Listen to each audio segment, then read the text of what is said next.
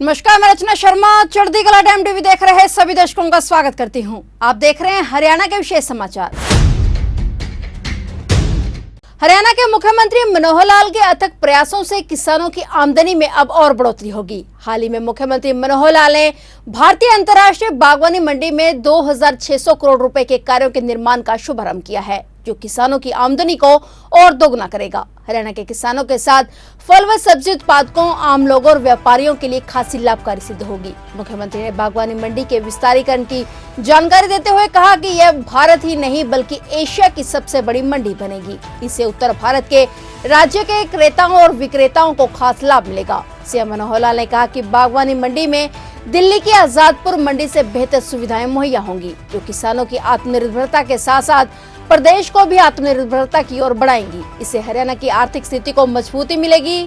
हरियाणा के साथ उत्तर प्रदेश, पंजाब, जम्मू और कश्मीर और उत्तराखंड राज्यों के किसान व्यापारी मंडी का लाभ उठा सकेंगे। इतना ही नहीं, मुख्यमंत्री ने गन्नौर खंड के सब्जी उत्पादकों के लिए सब्जी उत्पादन करने वाले किसानों को 3 सालों के लिए 5000 रुपए प्रति एकड़ की दर से सब्सिडी देने की भी घोषणा की। इस दौरान मुख्यमंत्री मनोहर लाल ने अपनी सरकार की उपलब्धियां गिनाते हुए कहा कि प्रधानमंत्री नरेंद्र मोदी के नेतृत्व में 9 वर्षों में किसानों का जितना भला वर्तमान केंद्र व प्रदेश सरकार ने किया है, उतना कभी किसी सरकार ने नहीं किया। मुख्यमंत्री ने कहा कि सूरजमुखी उत्पादक किसानों के लिए कुरुक्षेत्र में 4 एकड़ भूमि में तेल का कारखाना स्थापित किया जाएगा, जिसकी क्षमता 20,000 मीट्रिक टन की होगी। उन्होंने कहा कि करनाल में महाराणा प्रताप बागवानी विश्वविद्यालय अगले साल शुरू हो जाएगा। इससे किसानों को विशेष लाभ मिलेगा। साथ ही उन्होंने बताया कि बागवानी मंडी से मात्र 1 किलोमीटर की दूरी पर गन्नौर का रेलवे स्टेशन है, जहां से फल और सब्जियां आदि उत्पादों को लाने और ले जाने की सुविधा रहेगी। उन्होंने कहा कि यदि जरूरत हुई तो मंडी के लिए अलग से स्टेशन भी बनाया जाएगा।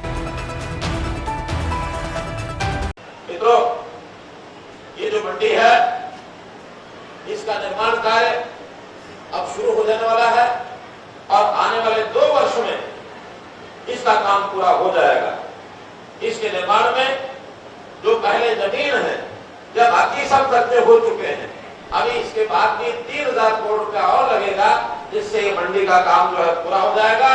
प्रोसेसिंग यूनिट बनेंगे, कोल्ड स्टोरेज होगा, वॉशिंग ग्रेडिंग इसकी सुविधा होगी, पैक हाउस, दुकान कम ऑफिस, यानी नीचे दुकान ऊपर ऑफिस भी लोग बना सकते हैं। उसका मल्टीप्लेक्स हॉल बनेगा, स्टार होटल होंगे, convention centre, big box train, hyper market, warehouse, residential zone, petrol pump, service station, CNG, PNG, कितने ही काम इसमें लिखे हुए हैं जो पीपीपी कोड में बनाए गए हैं। सरकार का खर्चा अलग है, लेकिन जो बाकी लोग करेंगे, ये कई हजार करोड़ का खर्च यहाँ करके करेंगे। और मैं तो ये कहूंगा, हम में से किसी ने भी मेरे समेत जितनी मंडी की बड़ी मंडी की कल्पना की गई है, हमने अभी तक अपने जीवन में देखी नहीं है, किसी ने नहीं देखी। विदेशों में बड़ी बड़ी मंडियां हैं, तो ये जो मंडी बनेगी न केवल भारत की बल्कि एशिया की सबसे बड़ी मंडी होगी, जिसका शिलान्यास करते हुए आज मुझे भी बहुत खुशी और आनंद हो रहा है। और मैं तो आज एक और घोषणा करना चाहता हूं, खास करके गन्नौर ब्लॉक के लिए। अभी जो मेरे पास आंकड़े हैं, गन्नौर के ब्लॉक में केवल 3000 एकड़ पर सब्जी होती है। हो सकता 50,000 एकड़ या 60,000 एकड़ किसान उसकी बुआई करते हैं गन्नौर ब्लॉक में, लेकिन 3000 एकड़ पर ही सब्जी होती है। बल्कि इससे अच्छा तो जो सोनीपत ब्लॉक और राई ब्लॉक, उसमें कहीं सब्जी ज्यादा होती है। सोनीपत ब्लॉक में तो मुझे बताया कि 30,000 करोड़ होती है, उससे 10 गुना यहाँ से। ऐसे ही राई ब्लॉक में तो मैं चाहूंगा कि मंडी यहाँ बन गई है, तो इस वर्ष का तो नहीं कहता, अगले वर्ष गन्नौर ब्लॉक को भी उसी कंपटीशन में आना चाहिए कि कम से कम हमारी जितनी जमीन है, आधी से ज्यादा जमीन पर सब्जी की बुआई करेंगे। इस सुराग को बढ़ना चाहिए। यहाँ पानी की भी मुझे नहीं लगता कोई समस्या होगी, जमुना किनारे पर है। अगर कोई पानी की समस्या होगी तो उसको हम हल करेंगे, कोई कठिनाई आपको नहीं आने देंगे। यहाँ माइक्रो इरिगेशन, अगर पानी बहुत गहरा है तो माइक्रो इरिगेशन के प्रोजेक्ट लगाइए, और पानी बहुत ऊपर है तो खुली सिंचाई से भी खेती कर सकते हैं। लेकिन सब्जियों की बुआई करिए। और मैं आज घोषणा करता हूँ कि गन्नौर ब्लॉक 3000 एकड़ के बाद जितना आगे बढ़ेंगे, इस बार का तुम्हारे पास रजिस्ट्रेशन आ जाएगा कौन कौन सब्जी बो रहा है। इसके बाद अगले वर्ष से 1 अप्रैल 2024 से यहाँ के किसानों को और आगे बढ़ेंगे तो 5,000 रुपया प्रति एकड़ सब्सिडी गन्नौर ब्लॉक के लिए हम जो है 3 वर्ष के लिए लगातार देंगे। सब्जी बुआई के लिए आप सब्जी बुआई करिए, 3 साल के बाद उस पर फिर विचार करेंगे और इसकी आवश्यकता को अगर और ज्यादा आपूर्ति होगी, अगर सब्जियां बिक्री के लिए कम पड़ेगी तो ये हम आसपास के ब्लॉक के लिए भी खोल देंगे। हमने भावांतर भरपाई योजना शुरू की, ये भी सब्जियों और फलों के लिए पहले हम देते थे। अब जिसमें ऐसी शंका होती है कि हम अगर भाव पर खरीदते हैं तो आसपास के प्रदेश, इधर राजस्थान, उधर पंजाब, वो भी अपनी फसलें खुद नहीं खरीदते बल्कि हमारे यहाँ ला करके बेचना शुरू करते हैं। उदाहरण के तौर पर अभी सूरजमुखी का जो एक आप लोगों ने सुना होगा, पिछले कुछ दिनों से विवाद चल रहा, सूरजमुखी हमारे यहाँ 4200 पर टन पर क्विंटल ये बिक रही थी, जबकि एमएसपी 6400 है। हमने अपने किसान को लाभ देने के लिए घोषणा की कि 1,000 रुपया भावांतर भरपाई अभी तय किया है, आगे बढ़ाने की गुजारिश भी हमने रखी है। साथ में मार्केट में भी हमारा जो हैफेड पीएसयू है, जो पब्लिक अंडरटेकिंग हैफेड नाम से खरीद करता है, उनको भी कहा, वो भी हम खरीदते हुए 4800 रुपए पर खरीद रहे हैं। हो सकता है कल को रेट और बढ़ाने के लिए भी आगे बढ़ जाए, जबकि पंजाब में आज भी इस समय भी वहाँ जो बिक्री हो रही है 4100-4200 रुपया प्रति क्विंटल आज भी पंजाब में बिक रहा है। मेरे पास 9 और 10 तारीख की उनके जीजे फॉर्म की कॉपियां आई है मेरे पास। हम कहा 5800 तो गारंटी हो ही गई, 5800 के बाद 6800, 6000, 6100, 200, 300, 400 कहीं तक भी जा सकते हैं, चाहे मार्केट भाव बढ़ेगा। नहीं तो हम जो है भावांतर भरपाई में पैसा बढ़ाएंगे, लेकिन अपने किसान का पूरा ध्यान रखेंगे।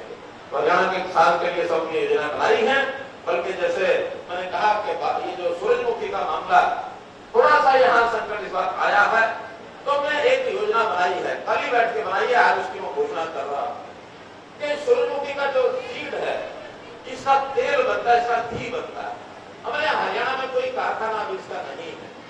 हैफेड के लोगों ने तय करके मुझे बताया है कि अब योजना बना करके वो शाबाद के एरिया में ही, कुरुक्षेत्र जिले में ही कहीं भी 4 एकड़ जमीन पर और एक सूरजमुखी का जो बीज है उसमें तेल बनाने का जो कारखाना को लगाएंगे, इसकी क्षमता 20,000 मीट्रिक टन ये हर साल की होगी। 20,000 मीट्रिक टन खरीदना ये हैफेड के लिए अनिवार्य हो जाएगा। तो इसलिए स्वाभाविक है उसका रेट अपने आप आगे बढ़ेगा, तो हम खरीद करेंगे, उसका उपयोग भी करेंगे, और उपयोग करेंगे तो बाजार में उसका तेल और घी जो बेचना होगा वो हैफेड बेचेगा। तो हम इस प्रकार से किसानों को लाभ देने के लिए ऐसी हर समय जब भी हमें कोई योजना ध्यान में आती है उसी समय हम बनाते हैं। हमारा जो किसान है उसको लाभ हमारी एग्रीकल्चर यूनिवर्सिटी वो तो देती ही देती है। एग्रीकल्चर यूनिवर्सिटी हिसार में उसके जगह जगह सेंटर भी बने हुए हैं। अभी 2 साल पहले हमने घोषणा की थी कि करनाल जिले में अंजनखली स्थान पर महाराणा प्रताप बागवानी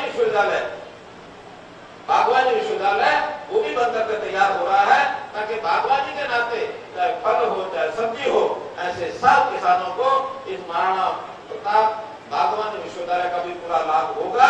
ये भी अगले साल ही शुरू हो जाएगा। मैं तो आज के इस अवसर पर पुनः ये जो मंडी का इतना बड़ा प्रकल्प है, इसको आज इसका शिलान्यास करते हुए आपको बहुत बहुत बधाई और बहुत बहुत शुभकामना देता हूं कि हम लोग इसी प्रकार से आगे सहयोग करते रहे। हरियाणा सरकार ने गरीबी रेखा से नीचे जीवन यापन करने वाले परिवारों के बकाया बिजली के बिलों में छूट देने का ऐलान किया है। बिजली के बिलों में छूट देने के लिए सरकार ने एक प्लान बनाया है और इस माफी योजना का उन्हीं लोगों को लाभ मिलेगा जिनकी परिवार पहचान पत्र के अनुसार सालाना इनकम 1 लाख रुपए से कम है। इसके साथ ही व्यक्ति का बिजली कनेक्शन डोमेस्टिक होना चाहिए और इसके साथ लाभार्थी औसत मासिक बिजली खपत 150 यूनिट खपत हो और 2 बिल नहीं भरे हों, वह इस योजना का पात्र लाभार्थी है। इस योजना में 8 जून 2023 तक के पहले के ही उपभोक्ताओं को लाभ मिलेगा। इन जरूरी शर्तों को पूरा करने वाले उपभोक्ता का पूरा सरचार्ज माफ कर दिया जाएगा। वहीं जिन उपभोक्ताओं के बिजली कनेक्शन काट दिए गए हैं उन्हें बिना किसी एक्स्ट्रा चार्ज के बकाया राशि जमा कर कनेक्शन चालू करवा सकते हैं। इस योजना का लाभ वे उपभोक्ता भी ले सकते हैं जिनका केस कोर्ट में विचाराधीन है। इस तरह से सीएम मनोहर लाल ने गरीब परिवारों के बकाया बिजली के बिलों में छूट देकर उन्हें बड़ी राहत देने का काम किया है।